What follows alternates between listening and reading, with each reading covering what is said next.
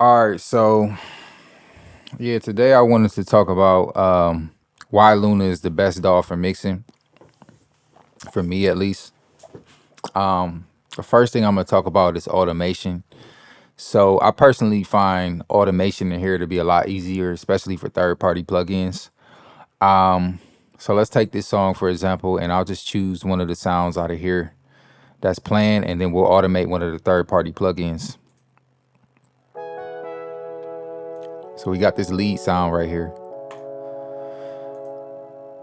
And if I wanted to automate, like say something on one of the plugins, like say on the Pro Q3, let's create a band right here.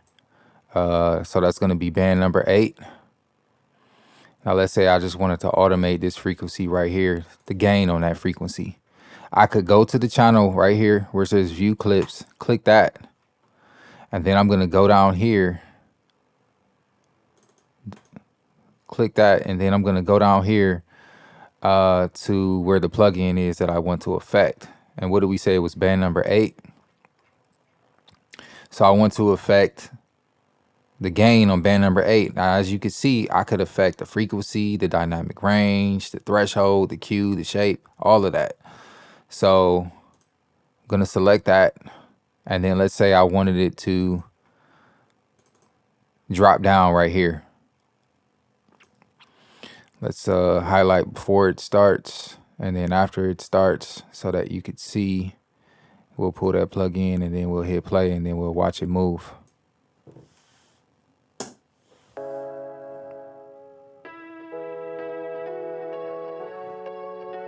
See that?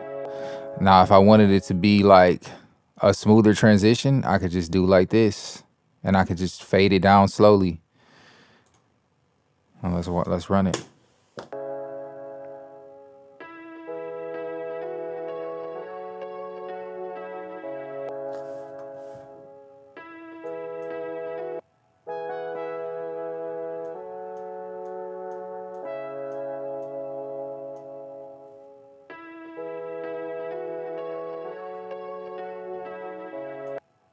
And then let's like fade it back in.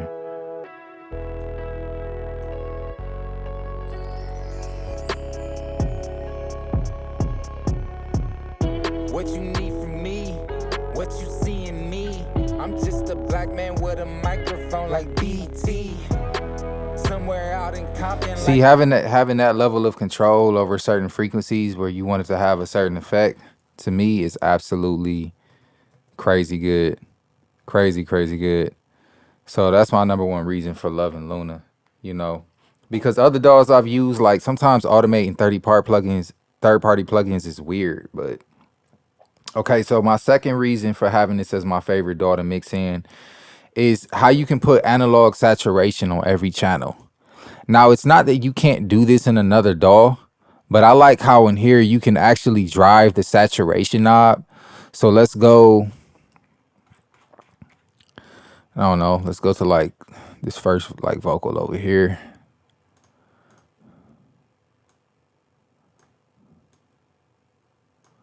Just hit play.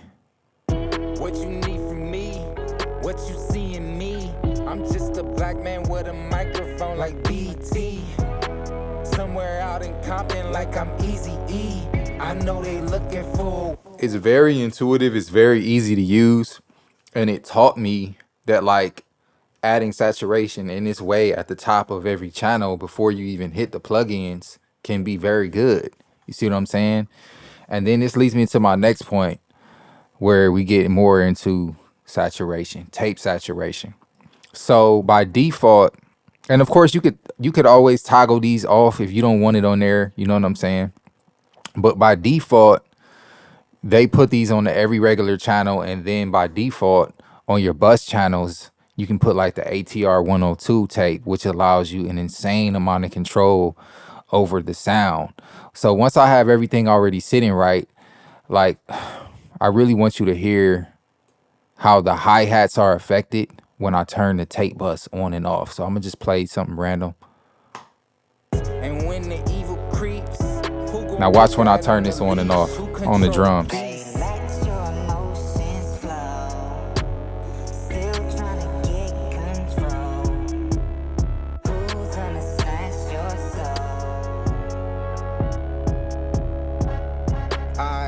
You see how it just warmed and softened everything up. Like the hi-hats were almost like kind of like harsh in a way, you know what I mean? And it just kind of, let's hear that one more time, man. I love this thing. And when the evil creeps, who gon' put that on the leash? Who control the beast? Let your emotions flow.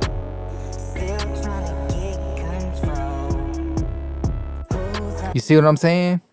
Like, man, the amount of warmth and softness that you get from this is unmatched. So it's not that you can't use these in another DAW. Yes, you can use the Studer 800 and the ATR 102 in another DAW if you have UAD plugins. But I personally didn't see a way to control just the saturation knob like that in the other DAWs. And this just sounds better in general. Plus, you just don't get the API summing. So let's see. Let's go to what that summing sounds like. Let's just go back to the beginning right here. And then we'll toggle the API summing on and off, which is right here on the main channel. What you need from me, what you see in me. I'm just a black man with a microphone like BT. Somewhere out in Compton like I'm Easy-E. I know they looking for a way, but it ain't no easy streets. You see how it just kind of, it adds like this sheen to it. It's like it just has like this sort of this glaze over it. You know what I mean? Once you turn that on and off, that I don't know of another DAW that allows me to do that specifically.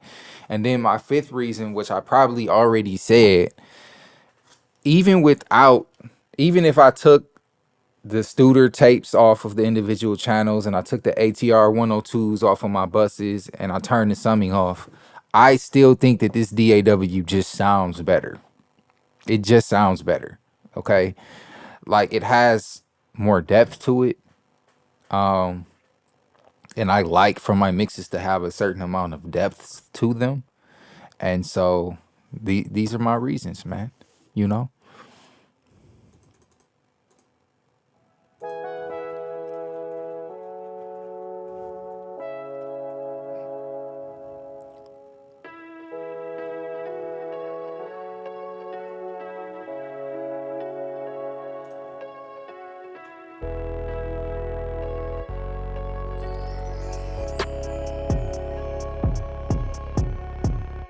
What you need from me, what you see in me. I'm just a black man with a microphone like BT. Somewhere out in Compton like I'm Easy-E. I know they looking for a way, but it ain't no easy